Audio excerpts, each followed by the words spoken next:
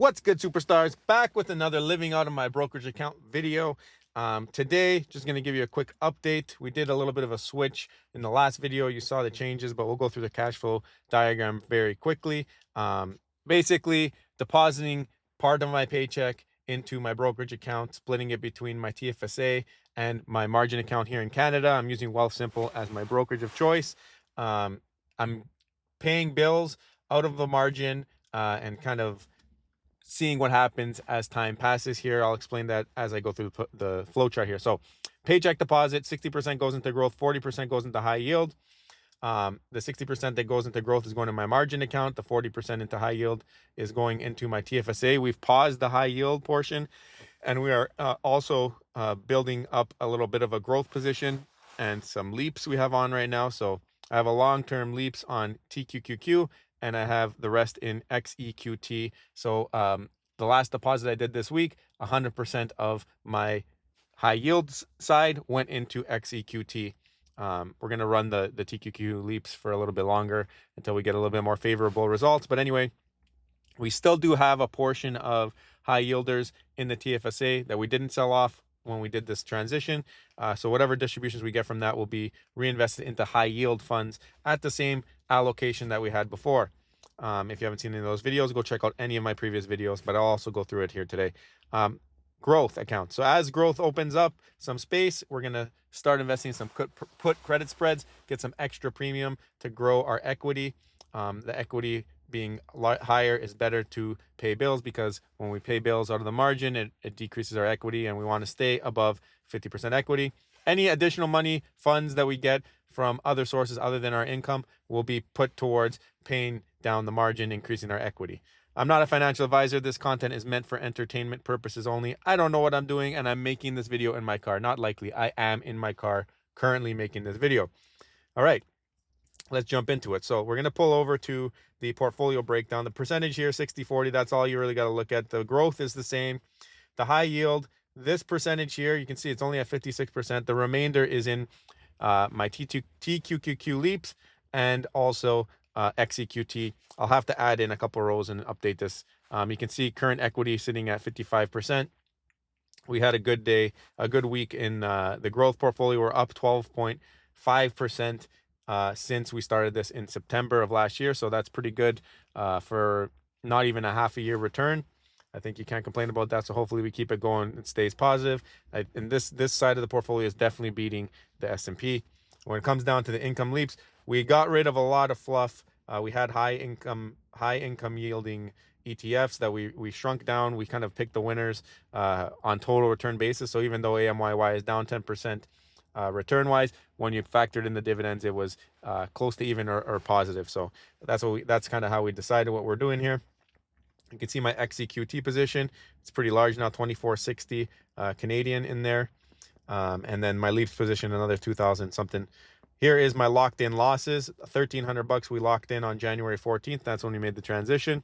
And this portfolio overall, because of that, is down around 11%. However, on an overall basis, if you watch the last video, I think we were down like $800. We're now only down $200 combined blended portfolio. So it seems as though the transition is working in such a short period of time. So these are my holdings. If you guys want to pause, you can look at them. You can see how much I hold of everything, but that's that. We don't have any insurances on right now. Like I mentioned in the previous video, putting on the puts for the SPY and the QQQ. I know a lot of people do it. Just for me, it's that's more protection against a flash crash. If the market moves down over a longer period of time, it's not going to help as much as I would hope. So what do I do when the market goes down quite a bit or more than normal? I'm buying triple leverage TQQQ or UPRO, which is the SPY. Triple leverage in hopes that when they do recover, it's a quicker recovery. Okay, now this is my projections. My projections here, you can see my inflation estimate is 4%. I'm assuming that both are going to be growing at 7% now that I've been investing into a growth fund in XEQT, and my leaps, hopefully the leaps grow a little bit more than that. But my growth rate for the margin account has always been and stuck at 7%, and my margin interest is 4.45. So there is already automatically a spread on my money if we attain the 7%. You can see my growth side was making around 12% so far. So we're more than covering this out of our margin growth.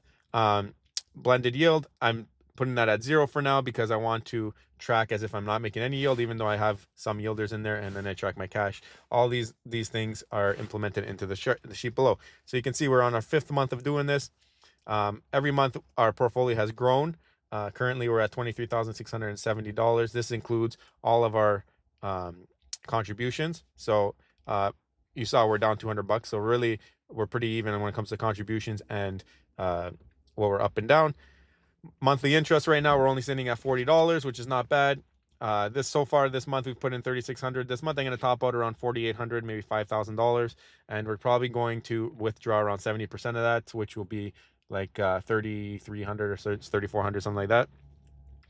Actual return on dividends so far this month, 18%. This is going to drop next month. We have gotten some dividends distributions from the funds that we sold this month, so it will be a little bit less than this, but we got $187 so far this month. At the end of the month we will reinvest it into high yielding funds. But potential, so this is a new column that I added recently. Potential TFSA monthly dividends. This is assuming I get a 20% yield if I convert my TFSA back into high yielders, but maybe a little bit more conservative ones. So if I were to convert the whole thing, I should be getting around $394 at a 20% clip.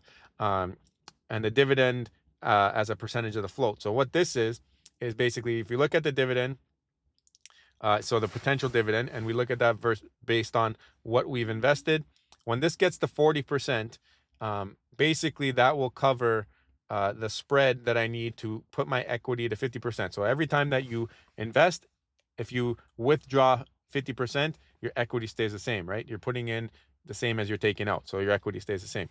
Right now you can see I've projected to put in 10,000 and take out 7,000. That would mean that my equity would drop because I'm pulling out 2,000 more than 50%. So in order to get that to 50%, I need to bump this up to 14,000, because then it'd be 14,000 and 7,000, and that would make it a 50% equity. So my equity would stay the same, right? So to do that right now, I'm going to add from my current RRSP. I'll withdraw, I'll take the tax hit, I'll put it in. This will be 14,000, this will be 7. My equity stays the same. As equity grows, I might not need to put in 4,000. But what this is saying here is I won't need to withdraw from RRSP, because when this is at 40%, I'll have 4,000 that I can use to top up this to make it 14,000, and you hope that that will make everything work out okay. I also might want to start increasing the monthly expenses here to even higher, like maybe 10,000, 12,000. So that might push this along. But if we keep it at 7,000, our expenses, it looks like we should be able to convert around month 20, which will be April of 2027, which is not too far away. And then from that point forward, the dividends will be around 4,000 plus, and they'll be redistributed, and it'll help grow the snowball. And you can see the growth on this side here, potential, which is the 10,000, which is also the actual at this point, because we start to invest it.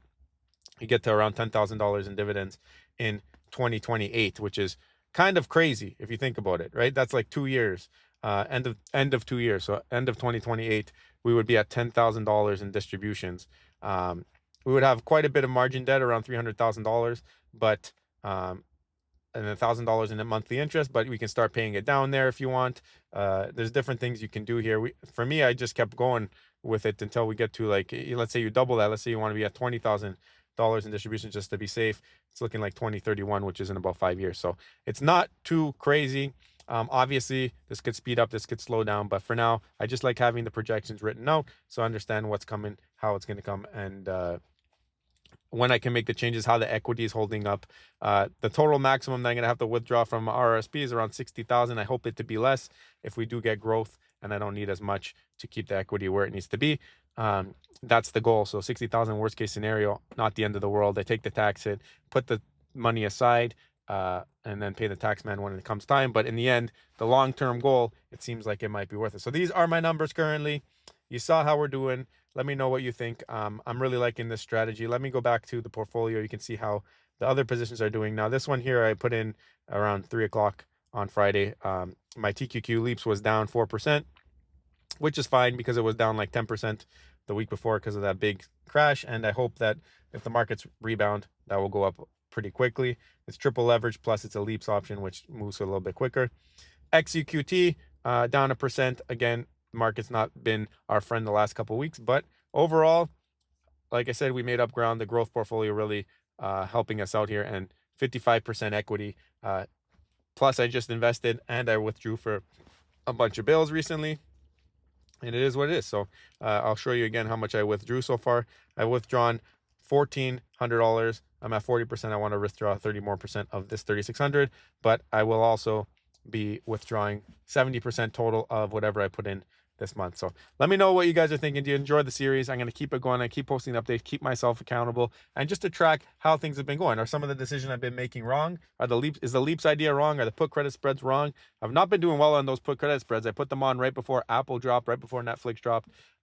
However, I do have max losses on those at like $500, $700, not the biggest deal. And that's why I'm using put credit spreads versus just standard put or just a standard call. Yeah. So guys, let me know what you think. If you're enjoying the series, smash the thumbs up button, hit the subscribe button, subscribe to the channel. I'm filming this in my car, guys. Come on, let's do it. We'll see you in the next one. I love you. Bye.